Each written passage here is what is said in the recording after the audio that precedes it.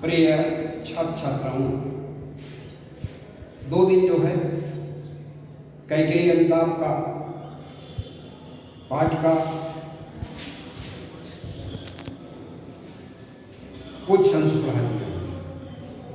उसी के आगे की पंक्तियां हैं, सभी लोग ध्यान से सुने और लेखन कार्य जहाँ आता है वहाँ पर लेखन कार्य भी करते जाएंगे। देखिए आगे की देखिए। उस दिन बताया था कि भरत ने राम से कहा कि क्या इसी अपयश के लिए मेरा जन्म मेरी माँ के द्वारा हुआ है। उसी के आगे देखिए, अब कौन अभीप्सित और आर्य वह किसका, संसार नष्ट है भ्रष्ट हुआ घर जिसका। मुझसे मैंने ही आज स्वयं मुँह फेरा, हे यार बता दो तुम्ही अभीप्सित मेरा। प्रभु ने भाई को पकड़ हृदय पर खींचा, रोदन जल से सविनोदन ने फिर सींचा।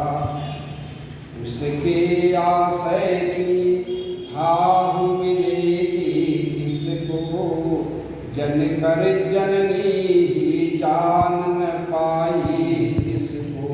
यहाँ पर देखिए, राष्ट्रकवि मैथिली शरण गुप्त के कथनानुसार भरत ने जब ये बात राम से कही कि मेरी मां के द्वारा क्या इसलिए हेतु जन्म हुआ है कि हमको इस लौकिक संसार में क्या अपयश नहीं मिले। हे भैया राम, अब मेरा कौन सा अभिप्राय है, हमको सब कुछ तो मिल गया, अब बचा क्या। अब कौन अभीप्सित और यार वह किसका। हे भैया राम, अब मेरी क्या इच्छा है, अब क्या बचा है शेष मेरे लिए। संसार नष्ट है भ्रष्ट हुआ घर जिसका, और जिसके घर से ही सब कुछ खो गया है, सब कुछ नाश हो गया है, तो अब बचा क्या। मेरे पिताजी का शरीर नश्वर हो, इस नाशवान जगत में मेरे पिताजी हमसे दूर हो गए, भाई वन में आ गए, क्या मेरे पास बचा है। मेरे लिए तो संसार ही मानो नष्ट हो गया। संसार नष्ट है भ्रष्ट हुआ घर जिसका।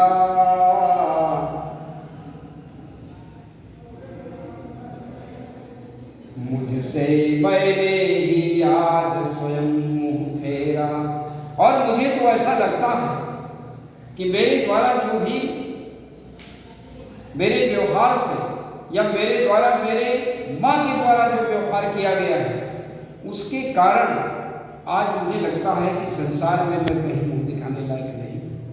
मैं स्वयं अपने द्वारा किए गए इस कृत्य से मैं अपने को मानो दूर करना चाहता हूँ। यह स्वयं मेरी मनोदशा है। हे आर्य बता दो तुम्ही अभीप्सित मेरा। और राम से कहा कि अच्छा राम, मैं तो मेरी क्या इच्छा है मैं नहीं समझ पा रहा हूं, लेकिन आप सर्वज्ञ हैं, आप तीनों लोकों के स्वामी हैं, और अब आप मुझे बताइए कि आप क्या मेरे लिए शेष है, कौन सी मेरे मन में इच्छा जागृत हो रही है। हे आर्य बता दो तुम्ही अभीप्सित मेरा। प्रभु ने भाई को पकड़ हृदय पर खींचा। जब भरत के द्वारा इस प्रकार की बात राम से कही गई तो राम इतने भावुक हो गए और अपने अनुज भरत के प्रति इतना प्रेम भाव से विह्वल होकर के भरत को अपने हृदय से लगाने के लिए उन्होंने भरत को खींचा। प्रभु ने भाई को पकड़ हृदय पर खींचा, रोदन जल से सविनोद उन्हें फिर सींचा। देखिए यहाँ पर दो बातें आ रही। एक तो जब किसी को कोई तकलीफ होती है, कोई पीड़ा होती है, कोई संकट होता है, तब उसकी आंखों से सुधारा बहती है। और कभी कभी हमारे किसी परिजन के द्वारा अच्छे कार्य करने से संबंधित व्यक्ति के आंखों से आंसू निकलते हैं, प्रेमाश्रु उसको कहते हैं। और उन प्रेमाश्रुओं से भरत के शरीर को गीला कर दिया राम ने। कब ये कथन?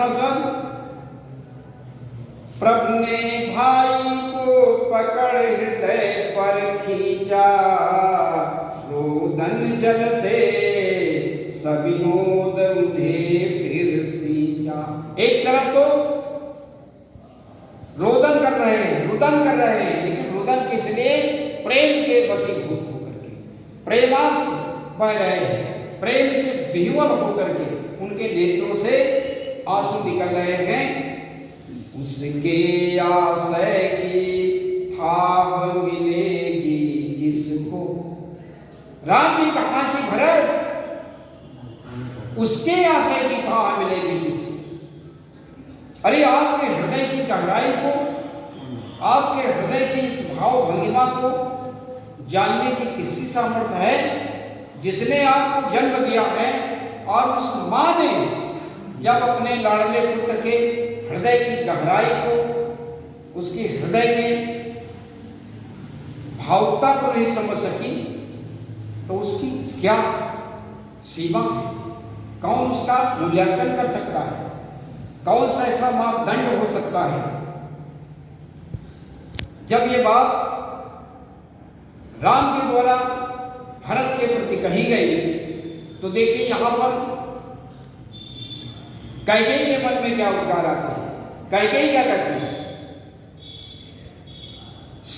यह सच है तो, यह सच है तो अब लौट चलो तुम घर को।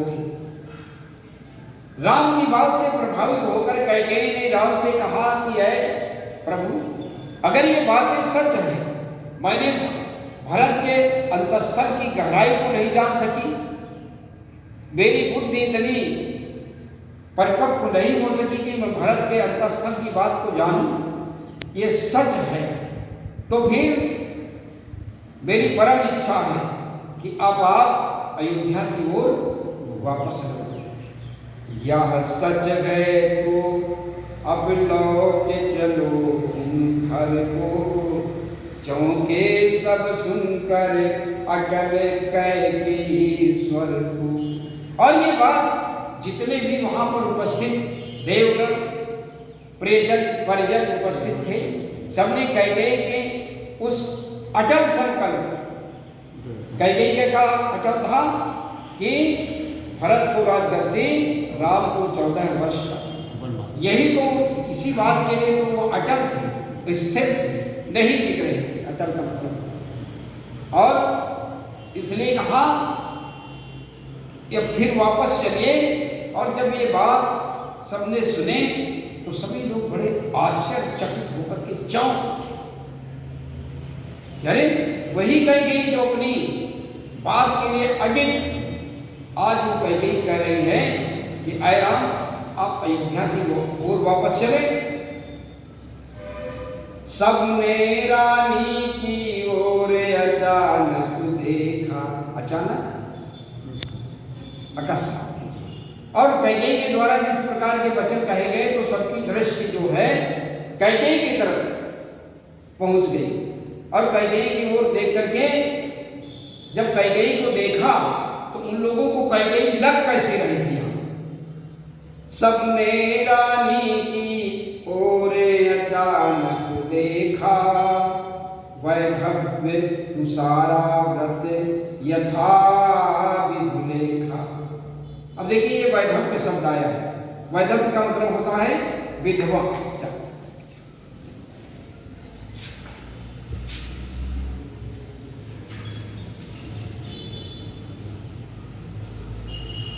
अटल का मतलब अगेन।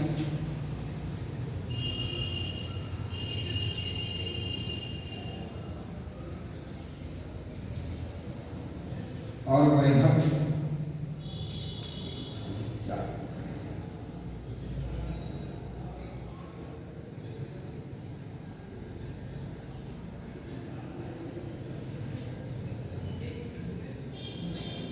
विधवा।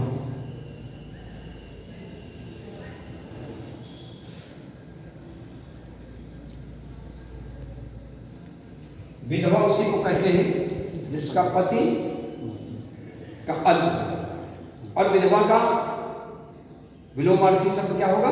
सधवा। जिसका पति जिंदा है उसको सधवा कहते हैं, और जिसका पति नहीं है उसको विधवा। तो इसलिए कैकेयी वहां वैधव्य अवस्था में थी, विधवा थी, और उसके जो वस्त्र थे वो श्वेत वस्त्र, जो वैधव्य का पहनावा होता है, श्वेत वस्त्र अपने यहाँ भारतीय संस्कृति में माना गया है। तो इसलिए कहा सबने रानी की ओर अचानक देखा, वैधव्य तुषारा व्रत यथा विधुलेखा। तुषारा व्रत, तुषार माने होता है पाला, तुषार माने पाला।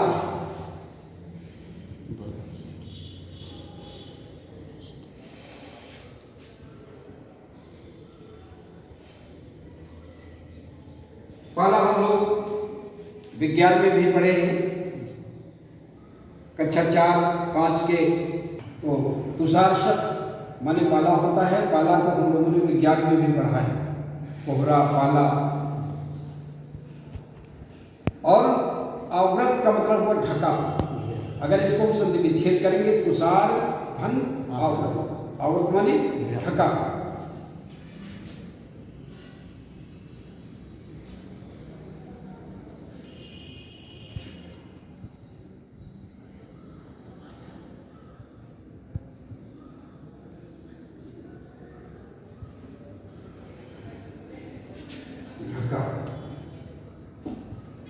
अब क्या ढका है?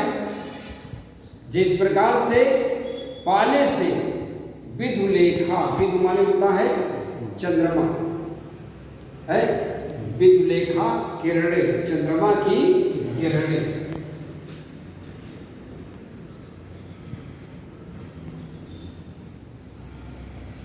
विधु शब्द है चंद्रमा के लिए प्रयोग किया। लेखा किरणें, विधुलेखा किरणें, चंद्रमा की किरणें काहे से ढकी है? पाला से। और पाला का रंग सफेद होता है।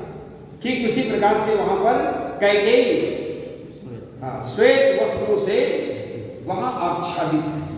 श्वेत वस्त्र धारण किए हुए।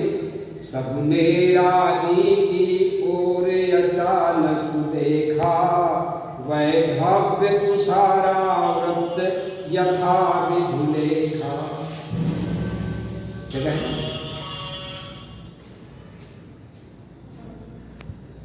सबने रानी की ओर अचानक देखा, वैधव्य तुषारा व्रता यथा विधुलेखा। और सबके दृष्टि में रानी इस प्रकार से, कौन सी रानी? कैकेयी की बात आ रही है। कैकेयी इस प्रकार से दिखाई पड़ी जिस प्रकार से चंद्रमा की किरणें शीतकाल में पाला से ढकी हुई दिखाई पड़ती है, ठीक उसी प्रकार से श्वेत वर्ण के वस्त्रों से आच्छादित वहां कैकेयी भी सबको दिखाई पड़ रही थी। आज इतना ही पर्याप्त है। शेष आगे फिर जो दिन मिलेगा उसके हिसाब से फिर आपको पढ़ाया जाएगा। धन्यवाद।